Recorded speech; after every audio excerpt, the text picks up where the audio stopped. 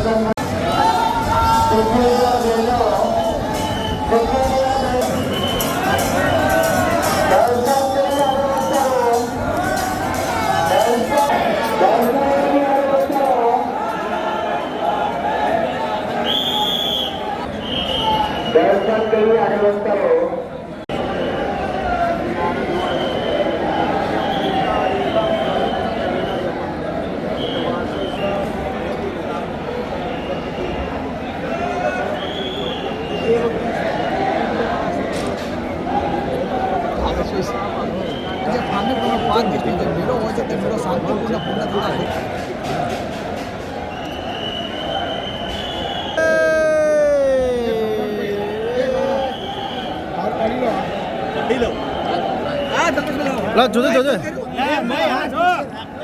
બોલો રણછોડ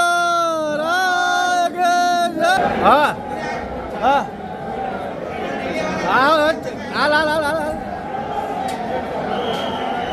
તું આવ દે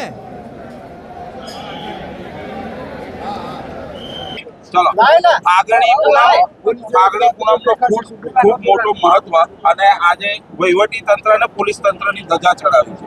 તમે પણ હાજર રહ્યા ને તમે ધજા પૂજા કરી છે, શું કહેશો? આજરોજ ફાગણી પૂનમના સંદર્ભમાં આજે જિલ્લા વહીવટી તંત્ર અને જિલ્લા પોલીસ તંત્ર દ્વારા ધજાનું અર્પણ કરવામાં આવ્યું છે અને રણછોડરાયજી એમને પ્રાર્થના કરવામાં આવી છે કે સર્વ લોકોનું કલ્યાણ અને એમની સુખાકારીની ભાવનાનો સમાવેશ થાય અને સભી લોકોનું કલ્યાણ થાય અને સુખકારી રીતે સાલભર વ્યતીત થાય એવી પ્રાર્થના શ્રી રણછોડરાયજીને મારી છે અને એમને ધજા અર્પિત કરી છે. કલેક્ટર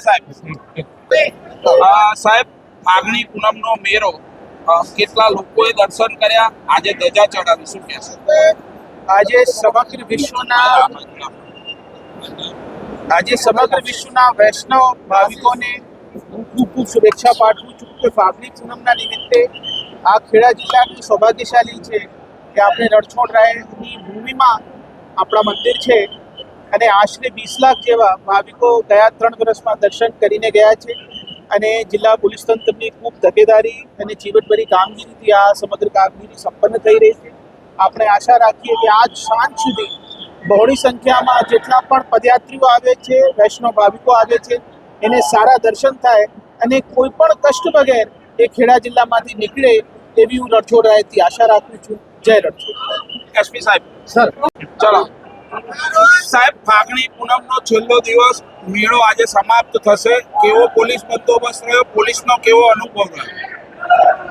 ફાગણી પૂનમનો જે મહોત્સવ ડાકોર ખાતે ચાલી રહ્યો છે એમાં લાખોની સંખ્યામાં શ્રદ્ધાળુઓ દર્શન કરવા આવી રહ્યા છે અને જો સમગ્ર પોલીસ બંદોબસ્તની વાત કરીએ તો જિલ્લા વહીવટી તંત્રના સંકલનમાં રહી પોલીસ તંત્રનો જે ટોટલ બંદોબસ્ત છે એમાં 1 એસપી, 13 ડીવાયએસપી, 31 પીઆઈ, 106 પીએસઆઈ એમ ટોટલ 1984 અને એ સિવાય મહેમદાબાદ અને મહુદાના જો પોલીસ સ્ટાફ ગણીએ તો ટોટલ 2500 જેટલો પોલીસ બંદોબસ્ત રાખવામાં આવેલો છે. અમારી પ્રાથમિકતા એ છે કે લાખોની સંખ્યામાં શ્રદ્ધાળુઓ જે પદયાત્રીઓ આવે છે, દૂર દૂરથી ચાલીને આવે છે એમના પરિવાર સાથે, તો એ લોકો સુરક્ષિત રીતે રહી શાંતિથી ભગવાનના દર્શન કરી અને પોતાના ઘરે પરત સરળતાથી એમને ટ્રાન્સપોર્ટેશન મળી રહે અને સરળતાથી એ ઘરે પહોંચી જાય એ પ્રકારની એમને શાંતિથી દર્શન થઈ શકે એ પ્રકારની તમામ વ્યવસ્થાઓ રાખવામાં આવેલી છે. અને એ સિવાય જે ટેકનોલોજી દ્રષ્ટિએ સીસીટીવી છે, ડ્રોન સર્વેલન્સ છે, એ તમામ રીતે સર્વેલન્સ ચાલુ છે કે જેથી કરી અને જે પદયાત્રીઓ છે એની સુરક્ષાને પ્રાધાન્ય આપી શકાય. આભાર.